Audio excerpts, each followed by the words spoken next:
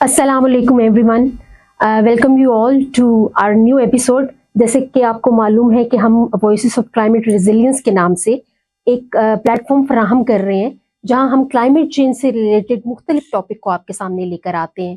इससे पहले मुख्तलिफ एक्सपर्ट्स आपके सामने आए और हमने मुख्तलिफ बातों पर जो है वो ज़ेर गौर हमारे सामने रहीं और आप के सामने लेकर भी आए और बात भी हुई उस पर। कोशिश ये है कि चीज़ों को आसान बनाकर आपके सामने पेश किया जाए ताकि वो चीज़ें समझ में भी आएं और उस पर अमल भी किया जा सके।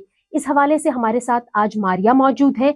वो क्या करती हैं और क्या करके भी वापस आई हैं वो आपको बताएंगी। वेलकम मारिया, आपका बहुत शुक्रिया कि आपने हमें टाइम दिया। Thank you so much Saima, thank you really very much. जैसे आपने पूछा मैं क्या करती हूँ और क्या किया है, तो थोड़ा सा मैं अपने बारे में बताऊँ। मेरा नाम मारिया अख्तर अब्बासी है। मैंने मास्टर्स किया एनवायरमेंटल साइंसेज में, फिर बाहर से किया, स्कॉलरशिप पे गए, फिर उसके बाद पाकिस्तान आ गए, कुछ अर्सा एनवायरमेंटल कंसल्टेंसी में काम किया। फिर वहीं से मेरा जो आज हम बात करने जा रहे हैं ज़्यादा बायोडाइवर्सिटी के ऊपर, तो आई गॉट एन अपॉर्चुनिटी, एक ऐसा मौका मिला कि हम ग्लोबल यूथ बायोडाइवर्सिटी नेटवर्क जो है उसके साथ हमारा लिंक हुआ। फिर पाकिस्तान में पाकिस्तान यूथ बायोडाइवर्सिटी नेटवर्क हमने चलाना शुरू किया। तो वो तकरीबन 2-3 साल उसके हवाले से काम करते हुए हो गए हैं। फिर उसके अलावा एनवायरमेंटल कंसल्टेंसी में मैंने काम किया वहाँ पे, फिर एक ऑडिट फर्म में काम किया as an R&D manager, research and development manager.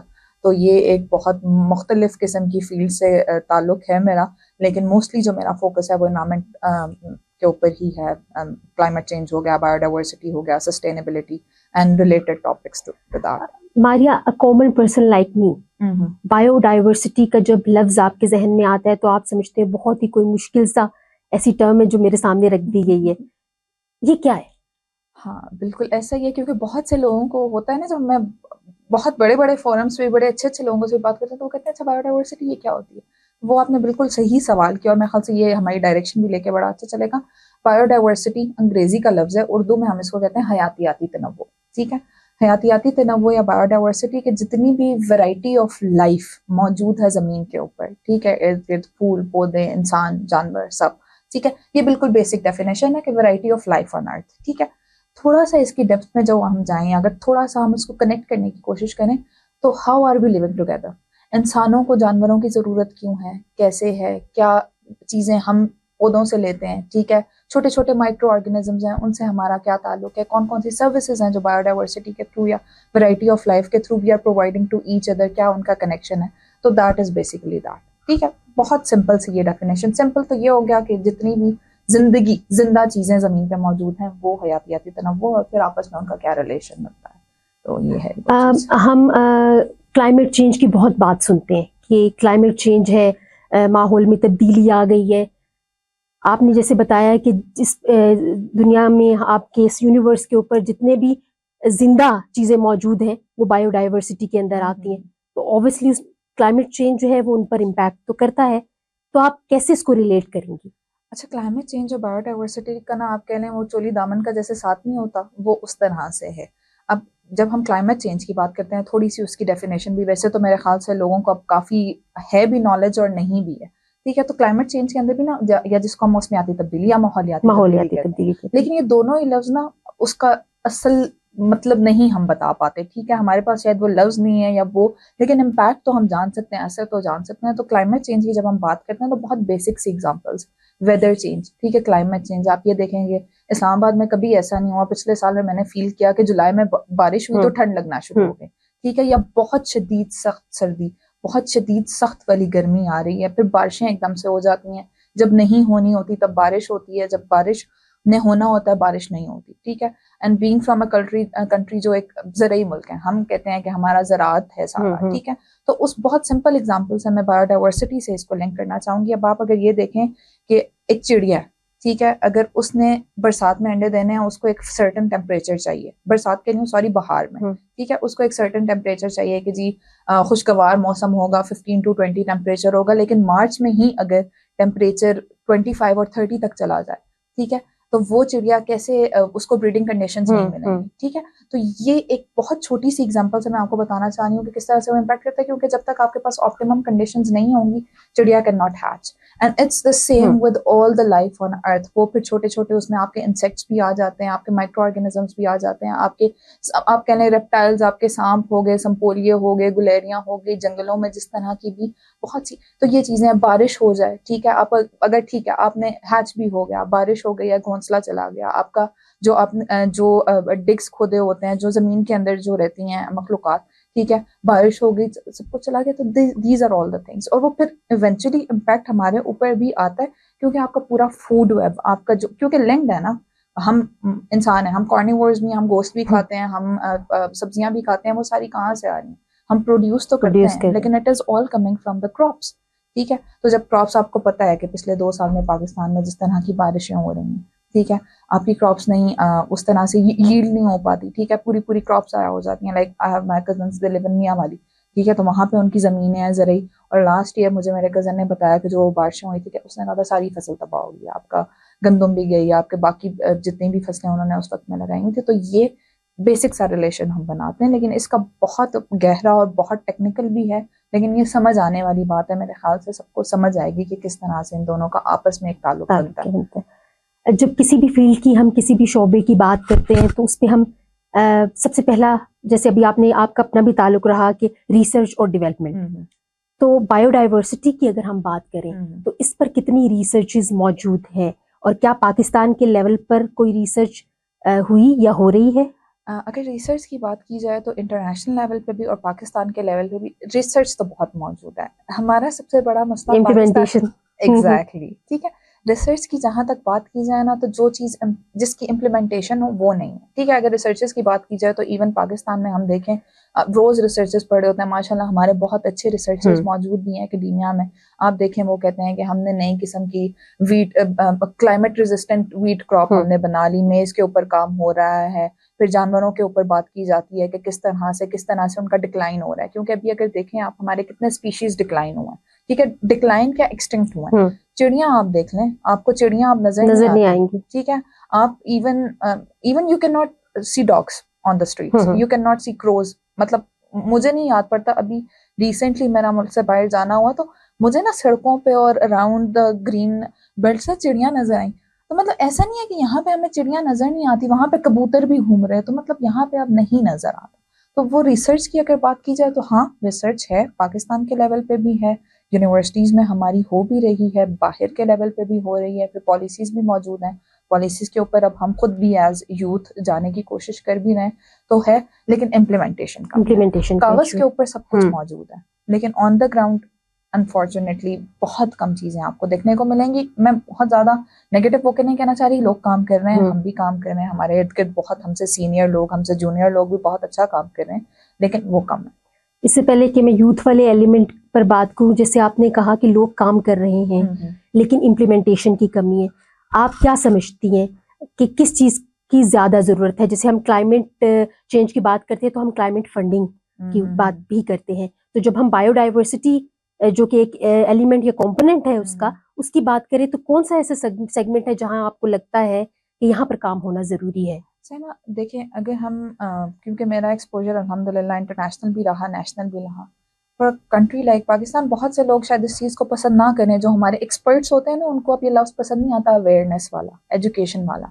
लेकिन मैं कहती हूँ कि पाकिस्तान जैसे मुल्क में सबसे पहली चीज़ जो हमें करनी है ना, वो हमने आगाही फैलानी है, ठीक है। बताएं कि ये है, ये मसला है। जैसे अगर आपने कहा ना कि बायोडाइवर्सिटी है क्या, हमें नहीं पता। बहुत से लोगों को क्लाइमेट चेंज के इम्पैक्ट्स तो सबने फील करनी है पाकिस्तान में, मेरा नहीं ख्याल कि कोई ऐसा होगा जिसको इस चीज़ का अंदाज़ा नहीं होगा या असर नहीं होगा, लेकिन बताने की ज़रूरत कि ये क्यों हो रहा है, हम क्या कर सकते हैं, क्या क्या चीज़ें हैं जो हमें करनी चाहिए, क्या क्या चीज़ें हैं जो हमें एज अ सोसाइटी, मुआशरे के तौर पे पूरी सोसाइटी को अडॉप्ट करने की ज़रूरत है, किन चीज़ों को हमें थोड़ा सा साइड पे करना है, क्या चीज़ें हमें करनी है क्या।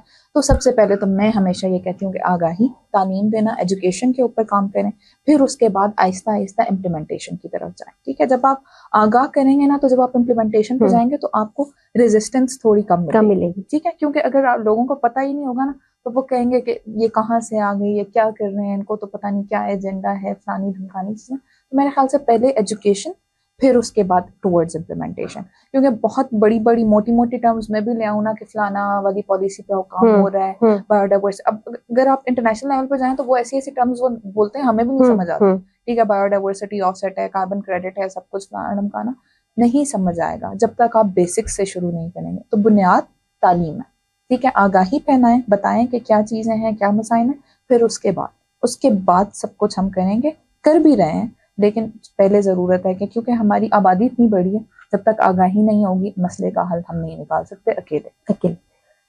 आप खुद भी यूथ को रिप्रेजेंट कर रही हैं, तो यूथ के किरदार के हवाले से बताएं कि बायोडाइवर्सिटी के अंदर या ओवरऑल क्लाइमेट चेंज के हवाले से अगर कोई तब्दीली लाने की तरफ अगर उस राह पर गामजन है तो यूथ का क्या किरदार है? अभी अल्हम्दुलिल्लाह माशाल्लाह, अब तो मैं ये कहती हूँ हम तो थोड़ा सा अब सीनियर यूथ में आ गए हैं, ठीक है, हमारे माशाल्लाह बच्चे हैं, काम हो भी रहा है रिसेंटली जैसे। और वही वाली बात, अभी रिसेंटली हमने एक कॉन्फ्रेंस में थी मैं, तो वहाँ पे हमने देखा कि साउथ ईस्ट एशिया में, पाकिस्तान उन कंट्रीज में नहीं आता, लेकिन उन्होंने मैप किया, एक पॉलिसी है बायोडाइवर्सिटी के हवाले से, तो उसमें उन्होंने देखा कि यूथ ही कॉन्ट्रीब्यूशंस हैं उन पॉलिसीज के अंदर बायोडाइवर्सिटी स्पेस में।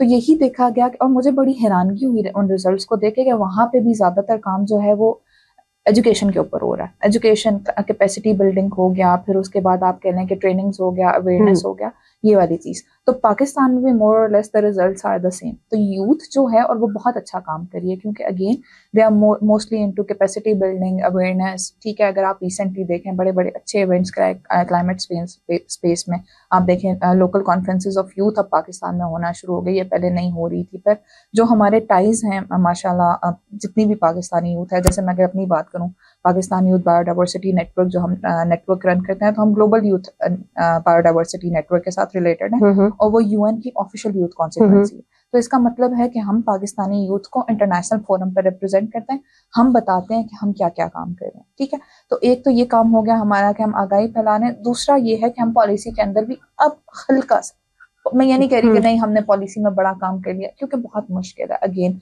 बहुत मुश्किल से हमने लोगों को रीच आउट किया, पिछले 2 साल से हम काम कर रहे हैं कि पॉलिसी के अंदर जाएं।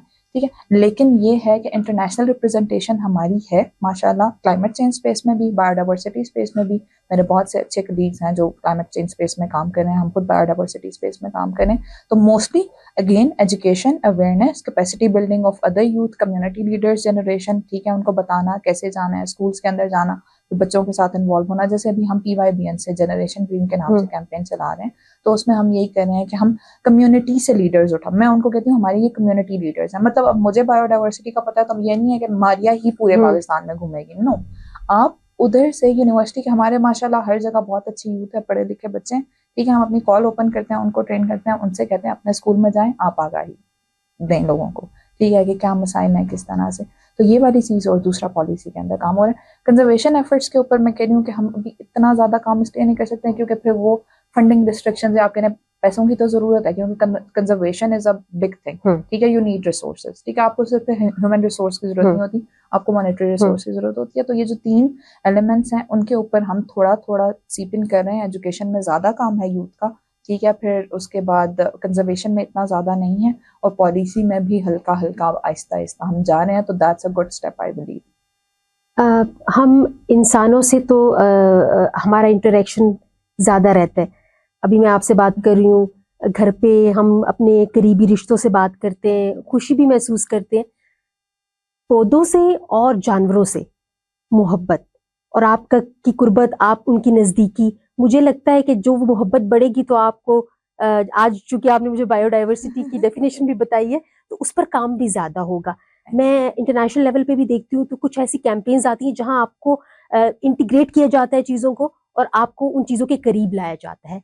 इस तरह से अगर कोई कैंपेन पाकिस्तान में पहले रन हुई, या आपने कभी इस आइडिया पे सोचा, या इसके ऊपर कोई काम होने जा रहा है? क्योंकि मुझे लगता है कि जब आप यूथ को, स्पेशली यूथ के अलावा बच्चों को भी इंटीग्रेट करेंगे और इन चीज़ों से करीब लेकर आएंगे, तो उनमें शऊर आएगा कि ये भी एक एलिमेंट है, ये भी एक एस्पेक्ट है कि जिसके ऊपर तवज्जो की जरूरत है। बिल्कुल, आपकी बात बिल्कुल ठीक है। इसमें मैं ये कहूँगी कि अगर हम पाकिस्तान को देखें ना, तो पाकिस्तान का आप लैंडस्केप देख लें, पहाड़ों से लेके साहिल तक जीरो अबव लेवल पे आने वाली हमारी बात है।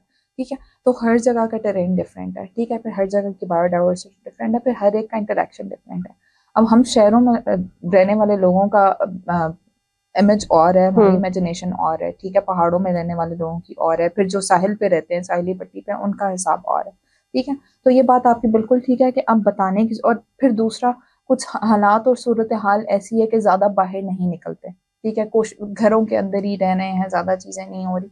तो फिर इसीलिए हमारी ये कोशिश होती है कि जब हम जाएं, जैसे अब आपने कहा कि क्या चीजें होती हैं, तो मैं कुछ लोगों के नाम लेना चाहूंगी, कुछ ऑर्गेनाइजेशंस के नाम लेना चाहूंगी जो मुझे पता है जो करते हैं। जैसे अब अगर इस्लामाबाद में देखें तो हमारा माशाल्लाह Islamabad wild life management board है, वो लोग जाते हैं, मतलब आप ट्रेल्स पे देखें उनकी, उन्होंने बहुत ज्यादा कंजर्वेशन एफर्ट्स भी किए हैं, फिर उन्होंने इवन आपके रेगुलेटर्स को, आपके जितने भी इदारे थे उनको भी पुश किया कि काम करें, और फिर वहां पे काम होता है कि you go you feel, and वहां पे फिर इन्वेसिव स्पीशीज का रिमूवल भी रिसेंटली उन्होंने किया। फिर अगेन मैं PYBN की ही बात करूंगी क्योंकि हम लोग काम कर रहे हैं सारा। तो हमारी खुद जब हम स्कूल्स के अंदर जाते हैं तो हमारा ये नहीं, मतलब मुझे कभी भी अच्छा नहीं लगता कि बस एक बंदा आए, वो 30 मिनट बोले और फिर हम कहें हाँ हाँ टाइम खत्म हो गया, सर का टाइम खत्म हो गया, सवालों का टाइम नहीं। तो हम हमेशा इंटरेक्टिव रखते हैं चीजें, ठीक है। फिर हम अपनी जो भी ट्रेनिंग होती है स्कूल के अंदर, ठीक है, अभी जैसे रिसेंटली हमारा spirit school management, spirit school जो है बहुत बड़ा स्कूल नेटवर्क है, उनके साथ हमारा MOU साइन हुआ। तो हम स्कूल के अंदर जब जाते हैं तो हमारे 3 कंपोनेंट्स होते हैं। एक जाहिर सी बात है, छोटा सा 5-10 मिनट का, 15 मिनट का इंट्रोडक्शन, जो भी टॉपिक हम जाने, फिर उसके बाद हम एक वीडियो दिखाते हैं, और इवेंचुअली हम एक एक्टिविटी कराते हैं, ठीक है। और वो एक्टिविटी ऐसी है कि उसके अंदर सीड बॉल्स आपने बना लिए, ठीक है, बच्चों के हाथ भी गंदे होंगे, उनको पता चलेगा कि मिट्टी का टेक्सचर कैसा है, फिर उनको पता चलेगा बीज है कैसे निकलेगा, इसको कैसे इस्तेमाल करना है, या फिर और इस तरह की कोई खेल टाइप चीज जिससे उनको पता चले। फिर प्लांटेशंस भी कभी कभार हम कराते हैं, ज्यादा नहीं, क्योंकि मुझे लगता है कि प्लांटेशन का ना फॉलो अप जब तक स्ट्रिक्ट नहीं होगा, मेरी कोशिश होती है कि क्लीन अप ना ही, मतलब प्लांटेशन ना ही की जाए, क्योंकि प्लांटेशन सिर्फ तस्वीरें लेने का नाम नहीं है। हम ये नहीं कह सकते कि हमने दरख्त लगा दिया सोशल मीडिया में। प्लांटेशन आप जब तक उस पौधे को, वही जो आपकी बात है कि जब तक आप उससे सिर्फ उसको पानी ही नहीं चाहिए, उसको आपका प्यार, आपका एहसास, आपकी मोहब्बत चाहिए, और वही आपको करेगी कि आप उसको जाके पानी दें।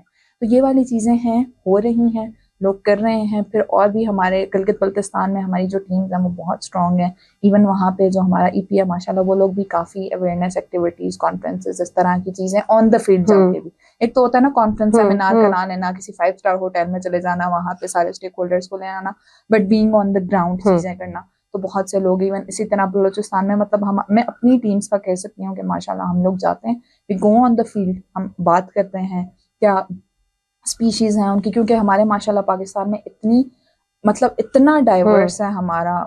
अगर आप दियोसाई प्लेन्स की बात कर लें, GB के एरिया को आप देख लें, इतने ज्यादा मेडिसिनल प्लांट्स हैं। रिसेंटली अभी हमने एक वेबिनार कराया, EPA के ही वो सर खादिम थे हमारे साथ, वो IGP EPA से, उन्होंने हमें बताया कि हम जो सर दर्द के लिए हर बार पैनाडोल या दूसरी किसी पेन किलर की तरफ जाते हैं, जड़ी बूटियां हैं हमारे पास जो हम यूज कर सकते हैं और जिनका कोई इम्पैक्ट नहीं है, जिनका कोई साइड इफेक्ट नहीं है, ठीक है। तो ये सारी चीजें, हाँ, जब तक आप बाहर नहीं निकलेंगे, आप देखेंगे नहीं, लोगों से पूछेंगे नहीं, तो आपको नहीं पता चलेगा। और अब तो सोशल मीडिया है, तो वही थोड़ी सी अपनी प्रमोशन भी हम कर देंगे कि आप अगर हमारा देखेंगे फेसबुक, इंस्टाग्राम, लिंक्डइन आप देखें, पाकिस्तानी यूथ बायोडाइवर्सिटी नेटवर्क का, या किसी का भी, इवन IWMB का देख लें, स्किलिस्तान का देख लें, योंगो का देख लें, पाकिस्तान में जितने भी यूथ नेटवर्क्स हैं, यू विल नो, ठीक है। And you can always connect, क्योंकि सारे वॉलंटरली काम कर रहे हैं, ठीक है। तो एवरीवन कैन कनेक्ट, बहुत ओपन है प्लेटफॉर्म्स, बच्चों के लिए, बड़ों के लिए, हर तरह के लिए, क्योंकि हमें एज यूथ या यंग पीपल, हमें बड़ों के तजर्बे की भी जरूरत है। क्योंकि उस दिन भी मुझे कोई बता रहा था कि पहले जब पेट में दर्द किसी का होता था तो घर में ही अम्मी कोई काढ़ा शाड़ा बना के पिलाते थे तो पेट ठीक हो जाता था। कैसे ठीक होता था? अब क्यों सिर्फ दवाइयों की जरूरत, क्योंकि हम क्यों नहीं दोबारा उन चीजों की तरफ जाते जो हमें फायदा देती है। तो ये मेरे ख्याल से मैंने आपके सवाल का जवाब दे दिया होगा, बहुत ज्यादा दूर नहीं चली गई होंगी मैं। Maria, you recently represented Pakistan on international forum, so उसके बारे में आप कुछ बताएं। हाँ, मैं थोड़ा सा आपको बता देती हूँ। वो भी एक अल्हम्दुलिल्लाह बड़ा अच्छा माइलस्टोन रहा मेरे लिए भी। तो अभी रिसेंटली हुई थी international youth conference on biodiversity, Yokohama Japan में, ठीक है। तो फिर उसमें तकरीबन हर मुल्क से एक more than 80 कंट्रीज, बल्कि more than 100 कंट्रीज हुए देयर, और उनसे हर एक का यूथ रिप्रेजेंटेटिव आया हुआ था। वो कॉन्फ्रेंस हुई जापान के अंदर, उसमें था कि यूथ का क्या रोल है बायोडाइवर्सिटी के अंदर, एंड इट वाज फोकस्ड। जब मैं कह रही हूँ कि ना हम पॉलिसी के अंदर थोड़ा सा जाना चाह रहे हैं, तो वहाँ पे भी थोड़ा सा फोकस था। एक तो your relation with the nature, कि किस तरह से आप नेचर को ओन करें, कैसे आपको वही आप वाली बात के जब तक लिंक नहीं बनेगा आप कर नहीं सकेंगे, ठीक है। तो पहले तो उसका एक हिस्सा ये था कि किनशिप नेचर के लिए आपकी कैसी होनी चाहिए, कैसा आपका रिलेशनशिप होना चाहिए, और फिर दूसरा जो पार्ट था that was related to policy, कि we as young people how can we contribute to the net. अब मैं बात करूंगी थोड़ा सा इंटरनेशनली, जो अब बायोडाइवर्सिटी के फ्रेमवर्क्स हैं उसके अंदर यूथ कैसे कंट्रीब्यूट कर सकती है, ठीक है। तो रिसेंटली एक फ्रेमवर्क आया था 2022 में हुई थी COP15, ये सबसे बड़ी कॉन्फ्रेंस होती है बायोडाइवर्सिटी की। बहुत लेमैन टर्म्स में बताऊंगी, उसके अंदर एक फ्रेमवर्क अडॉप्ट हुआ 2020 से 2030 तक के लिए। तो फिर उसके हवाले से बात हुई कि यूथ कैसे कंट्रीब्यूट कर सकती है, क्योंकि अभी पाकिस्तान में भी अभी उसकी रिसेंट कंसल्टेशन चल रही है अल्हम्दुलिल्लाह। This time we as youth are also invited, हम गए भी हैं कराची में जो हुई है। तो उसके ऊपर बात हुई कि कैसे हम पॉलिसी के अंदर अपनी कॉन्ट्रीब्यूशन दे सकते हैं, again in a very civilized and diplomatic manner, और किस तरह से अपने इलाके की प्रॉब्लम्स को देखते हुए क्या क्या जो हैं, क्योंकि वो टारगेट्स हैं वो डिफाइंड है। हर के यूथ की कॉन्ट्रीब्यूशन होगी, किस तरह से आप अपने लैंड को प्रिजर्व करना है, किस तरह से स्पीशी प्रिजर्वेशन होगी, कंजर्वेशन होगी, क्या क्या टारगेट्स हैं उनके अंदर हमारी क्या। तो वो थोड़ा सा ना पॉलिसी के हवाले से भी उसका आया, तो वो एक बहुत अच्छा एक्सपीरियंस था। फिर हमने सीखा कि हम किस तरह से ज़्यादा बेहतर तरीके से यूथ का जो काम है उसको एक एविडेंस बेस्ड फॉर्म में कैसे लेके आ सकते हैं। तो उसके ऊपर भी हम काम करेंगे इंशाल्लाह, क्योंकि रिसेंटली मैं वापस आई हूँ, तो वो हम देखेंगे कैसे हम यूथ कॉन्ट्रीब्यूशंस जो हैं वो पॉलिसी फ्रेमवर्क के अंदर उसको, मतलब जो काम हम कर रहे हैं जो हमारा स्कैटर्ड है उसको कैसे एक फॉर्म में लेके आना है, और कैसे बताना है कि हाँ किस टारगेट के ऊपर हमारा ज़्यादा काम है, किसके ऊपर अभी थोड़ा सा हम लैग कर रहे हैं, कहाँ पे गैप्स हैं, क्या कहाँ पे थोड़ा सा मसला है। लेकिन वो बहुत एक अच्छा एक्सपीरियंस रहा, बहुत कुछ देखा, क्योंकि जैसे मैंने आपको बताया तकरीबन सारे ही मुल्कों से लोग आए हुए थे यंग पीपल। तो फिर देखा कि दूसरे मुल्कों में कैसे काम हो रहे हैं, हम कितने पीछे हैं, हम कहाँ पे हम थोड़ा सा ज़्यादा अच्छा काम कर रहे हैं, कहाँ पे हम लैग कर रहे हैं। तो it was very very you know representing your country is always something everyone wants to do, and at such forums तो वो बहुत एक मेरे लिए overwhelming भी था, और I am thankful for that as well. और बस यही कुछ उसके अंदर सीखने को भी काफ़ी कुछ मिला। Maria, a bit tough question, but this is veracity. आप जब भी कोई फील्ड अपने लिए सेलेक्ट करते हैं तो आप ये देखते हैं कि फ्यूचर में मेरे लिए उसकी क्या इम्पोर्टेंस है, या ये कि मैं या इसको और आसान कर दें कि इससे मैंने इसको अपने रोजगार का जरिया कैसे बनाना है। एक बच्चा जब MBA करके आता है तो उसके सामने उसको पता होता है मुझे यहाँ नौकरी मिलेगी। ऐसा ही है, आपकी फील्ड को अगर कोई चूज करता है ऐसा ही है, तो उसके लिए कितनी अपॉर्चुनिटीज मौजूद है? हाँ ये आपने बहुत टफ सवाल भी पूछा, लेकिन I am very glad that you asked, ठीक है। अब जैसे अगर मैं अपनी बात करूँ, मेरा जो अब सबसे पहले मैंने बैचलर्स किया कॉमसेट से बायो साइंसेज में, ठीक है। फिर मुझे बहुत अच्छा लगा एनवायरमेंटल साइंसेज का सब्जेक्ट, फिर मैंने एनवायरमेंटल साइंसेज पढ़ लिया, फिर मैं बाहर चली गई स्कॉलरशिप पर, मैंने बाहर से मास्टर्स किया। फिर वापस आके जॉब हासिल करना वाकई बहुत टफ सिचुएशन थी, अभी भी अगर देखा जाए तो टफ है, ठीक है। क्योंकि हमारा ये है कि अपॉर्चुनिटीज तो हैं, लेकिन सेचुरेशन भी बहुत ज़्यादा है। Like on a single job there are lot of people who are like applying for and competing, वो है, लेकिन अपॉर्चुनिटीज मौजूद हैं। और आपकी बात बिल्कुल ठीक है कि MBA वाले को पता है कि मैं बैंक में भी, मैं मतलब कहीं पे भी जा सकता हूँ। तो एक एनवायरमेंटलिस्ट कहाँ पे जा सकता है? कंसल्टेंसीज हैं, ठीक है, टेक्सटाइल सेक्टर है, आपकी इंडस्ट्री है, ठीक है। और बल्कि इस फॉरम के थ्रू मैं मतलब थोड़ा सा आप कह रहे हैं कि लोगों को क्या कहते हैं उसको, थोड़ा सा उनके ऊपर ये थोड़ा सा प्रेशर भी डालूंगी कि you need every either a small or a big organisation, everyone needs an environmentalist, ठीक है। चाहे आपकी हाउसिंग सोसाइटीज़ हो गई, आपकी टेक्सटाइल मिल्स हो गई, आपकी जितनी भी इंडस्ट्रीज हैं, हर एक को एनवायरमेंटलिस्ट चाहिए, क्योंकि हर एक ने अपनी रिपोर्ट्स जो हैं वो EPA को सबमिट करानी है। एनवायरमेंटलिस्ट होना चाहिए, होगा। फिर इसी तरह जितने भी डेवलपमेंट प्रोजेक्ट्स होते हैं, डेवलपमेंट सेक्टर के अंदर बहुत ज़्यादा जॉब्स हैं। फिर UNDP की जॉब्स आती हैं, आपके पास कंसल्टेंसी पोजीशंस होती हैं, ठीक है। फिर आपके NOCs होते हैं, आप लोकल EPAs में जाएं, उनका दिमाग खाएं, सरकारी अफसरान हैं, उनसे पूछें कि भाई हमें बताएं कि किस तरह से हम चीज़ें कर सकते हैं, आगे क्या है। तो है थोड़ा सा टफ होगा, आपको पता ही है जॉब मार्केट आजकल टफ है हर एक के लिए ही, ठीक है, चाहे वो MBA हो, चाहे वो एनवायरमेंटलिस्ट हो, लेकिन अपॉर्चुनिटीज मौजूद हैं। और फिर सीक आउट करें हम जैसे लोगों को, ठीक है, हमसे पूछें कि हम बताएंगे कि आपको कि कहाँ पे जाया जा सकता है। कोशिश करेंगे, जाहिर सी बात है, अगर आप अक्सर होता है, क्योंकि मैं बहुत ज़्यादा कभी कभार तनहा फील करती हूँ इस फील्ड में, क्योंकि मैंने मास्टर्स बाहर से कर लिया, बैचलर्स मेरा एक डिफरेंट फील्ड में था, तो वो होता है कि आपको मुश्किल लगता है, ठीक है। और अक्सर आती भी हैं तो मैं कहती हूँ यार अब मैं किसको, मैं उस तरह से नहीं जानती, ठीक है। तो ये चीज़ है कि और हाँ कनेक्शन बनाए रखें, ठीक है। अगर आप इन्वायरमेंटल साइंसेस पढ़ रहे हैं, अपने सीनियर्स के साथ कनेक्शन बनाएं, अपने जूनियर्स के साथ कनेक्शन बनाएं, क्योंकि इवेंचुअली अगर आप 20 लोग पढ़ रहे हैं उनमें से 10 लोग भी किसी ऑर्गेनाइजेशन में जाते हैं तो 1-2 साल में तो कुछ ना कुछ जॉब निकलती ही है, ठीक है। तो हैं बिल्कुल अपॉर्चुनिटीज़ हैं, थोड़ा सा टफ होगा। लिंक्डइन पे एक्टिव हूँ मैं। I always tell people now specifically कि these platforms are also very important, specially LinkedIn, not Facebook, not Instagram, but LinkedIn. जैसे आपका और मेरा कनेक्शन, मैं एग्जैक्टली ठीक है। तो वो चीज़ इंपॉर्टेंट है। Be active, be online and then seek your and now it's easier than जब हम लोगों ने स्टार्ट किया। अभी भी मुश्किल है, मैं ये नहीं कह रही कि अब बहुत आसान है, लेकिन हल्का थोड़ी सी आसानी है। आप देख सकते हैं और देखें, अपने लिए खुद कोशिश करें और फिर पूछें। जो नहीं खुद नहीं समझ आता फिर पूछें, लेकिन ये ना हो कि सिर्फ पूछते ही पहले खुद अपनी सर्च करो फिर पूछो, ठीक है। क्योंकि बहुत ही बेसिक सवाल आएगा तो लोग थोड़ा सा ना हर एक की अपनी मसरूफियात होती हैं, दूसरों का भी थोड़ा सा ख्याल रखें, पहले खुद देखें फिर जो समझ नहीं आता वो पूछें। तो again coming back to your point, yes there are opportunities हैं, मुश्किल हैं थोड़ी लेकिन मौजूद है, ठीक है। इंडस्ट्रीज के अंदर मौजूद हैं, आपके डेवलपमेंट सेक्टर के अंदर मौजूद हैं, फिर आपका टेक्सटाइल सेक्टर हमारा, क्योंकि बहुत ज़्यादा आपको पता है पाकिस्तान ने बाहर भेजना होता है कपड़ा, तो उनकी तो बहुत स्ट्रिंजेंट, बहुत सख्त एनवायरमेंटल जो है रिक्वायरमेंट्स होती हैं, तो वहाँ पे भी काफ़ी अपॉर्चुनिटीज़ वगैरह मौजूद हैं, तो कर सकते हैं जी। जैसे मारिया ने कहा कि अपॉर्चुनिटीज मौजूद हैं, एक्सप्लोर आपने खुद करना है, और ये प्लेटफॉर्म भी इसीलिए था और है कि अवेयरनेस आप तक पहुंचाई जाए और वो आवाजें जिनको आपको सुनना चाहिए वो आपके कानों तक पहुंचाई जाए।